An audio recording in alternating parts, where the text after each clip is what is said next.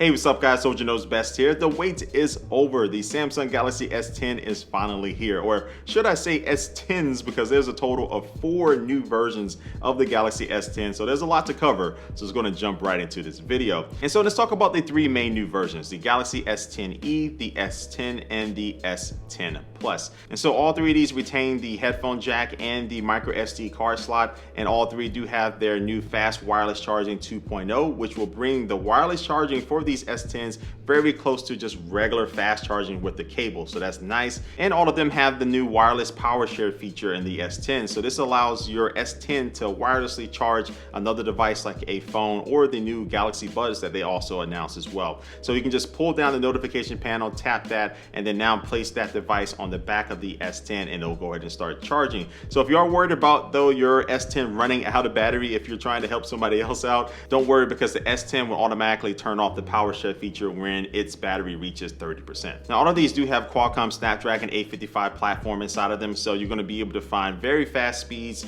across everything, especially with LTE is going to be improved, and also they have capabilities to work with the new Wi-Fi 6 format, so you're going to need a new router to be able to work with Wi-Fi 6, so a lot of people may not be able to have access to that right away, but it's good that these are going to be future proof. And some other key specs is that all of these start off with 128 gigabytes of internal storage, and as you upgrade the storage you also will get better RAM across all of the different versions. But the S10 Plus is the big daddy of them all, because you can get up to 1 terabyte of internal storage, and then that's also going to be paired with 12 gigabytes of RAM. That's crazy. Who needs 12 gigabytes? Well, I do. But anyway, so that's a lot of storage to have in the phone, so it's really cool to see Samsung really pushing those limits. All right, so now let's get to the really good stuff. Like that other stuff wasn't really good. It was, but now it's the stuff that you're probably really worried about. And first, let's go ahead and talk about the displays. So on the S10e, it's a little bit different than the other two because it is a flat display, so it's going to have no curves on the side, and it's a 5.8-inch Full HD plus dynamic AMOLED display.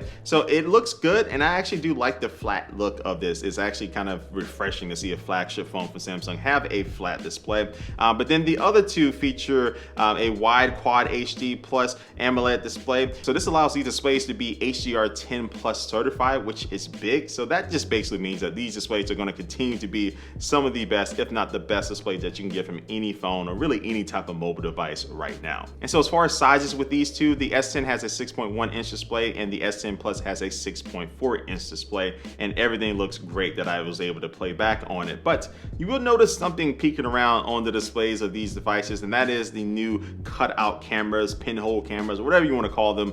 The front-facing cameras are now kind of embedded into the display. And so you'll notice on both the S10e and the S10, they only have 1 camera on the front, and on the S10 Plus, you have that camera plus an additional depth camera as well to work with that. And so really the main cameras that's across all 3 of them can now record in 4K on the front, which is a nice addition. And then that depth camera on the S10 Plus is going to be better for things like portrait shots. Now when you turn these phones around and take a look at the rear-facing cameras, all 3 of them do share 2 of the same cameras. So you have the main camera, which is a dual pixel 12 megapixel camera, which is wide angle, and then all 3 of them will have a new 16 megapixel ultra wide camera, and then the S10 and the S10 Plus have a 3rd additional camera, which will be a telephoto camera, which will allow you to kind of punch in a little bit closer. But I honestly do like the fact that Samsung elected to go with keeping that ultra wide camera across all 3 of them, because I think that's the one that probably used the most with everybody, and switching between back and forth between all the different modes is very easy, just built into the camera software. And so the cameras on these S10s can record in HDR10 plus, and they have a couple other new features like their best shot feature, which will allow the camera to automatically take a picture when you have everything kind of lined up perfectly, and you'll be able to see that on the display. And then they also have a new super steady video mode, which will allow you to have very smooth video. And I wasn't really able to test out any of these features with the cameras. I didn't have enough time, but once I get my hands on a full review unit, that'll definitely be one of the things I check out. All right, so now another thing that all 3 of these do different is the way they scan your fingerprint. So with the S10e, you actually have a fingerprint scanner in the power button on the right-hand side, so you're more than likely will be using your thumb to unlock your phone that way. And then with the S10 and the S10 Plus, Samsung has their new embedded ultrasonic fingerprint scanner that lives underneath the display. So now this is going to be able to allow you to place your finger on the display, whether it's on or off, and it will unlock your phone. And so speed-wise, it was pretty fast, pretty quick. And so unlike the OnePlus 6T, which needs to light up the display in order to read your fingerprint, this does not need to do that. Now I do know that some of the thicker screen protection protectors will not be able to work with this. So Samsung is going to be certifying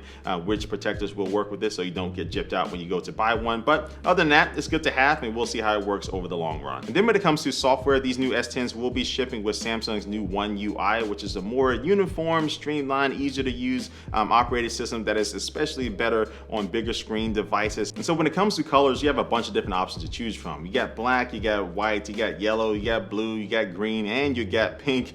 But if you do elect to go with the Galaxy S10 Plus and their 512 gigabyte or 1 terabyte models, you do have a couple new options. You have their new ceramic white and ceramic black options. And you can see here with the ceramic white, if you do kind of rotate it in any type of light, it does have a little kind of color change there, which is nice. So yeah, if you want to spend more money, you got a couple extra options there. Now, before I wrap up, I did mention at the beginning of the video that there were 4 new Galaxy S10s, and the 4th one is a new 5G version, but this one is not releasing anytime soon. It's slated to come out in the second quarter of 2019, and this one spec-wise is a little bit all over the place because it doesn't have a 1 terabyte or 12 gigabyte options like you have with the S10 Plus. It only comes with 256 gigabytes of storage, 8 gigabytes of RAM, no micro SD card slot, but it will have a bigger battery coming in at 4,500 milliamps and also a bigger 6.7-inch display. But the big thing about this, of course, is going to be the 5G capabilities, which will allow you to get very fast speeds on the go. But again, we will have to wait and see how this phone turns out. But we do know that it will launch exclusively on Verizon when it does finally come out, and then I'm pretty sure it will come out on other carriers after that. And so these are all the new Galaxy S10. So we do know that the main 3, the S10e, the S10, and the S10 Plus, will be available on March the 8th, but you can go ahead and start pre-ordering right now. And then we look at the prices, you can see that they're really not that bad. The S10e starts at $750, the S10 is $900, and the S10 Plus is going to be $1,000. So the price points are pretty solid for now, and then we'll see what the 5G is a little bit later on. But I'm going to be wrapping up this video right now. I should have my hands on with a full unit here very soon, so stay tuned for more coverage on this new Galaxy S10. Leave your comment down below. Let me know what you think about this new phone and whether or not you're going to buy it. And like always, I do want to thank you for watching this video, and I will catch you later. Peace.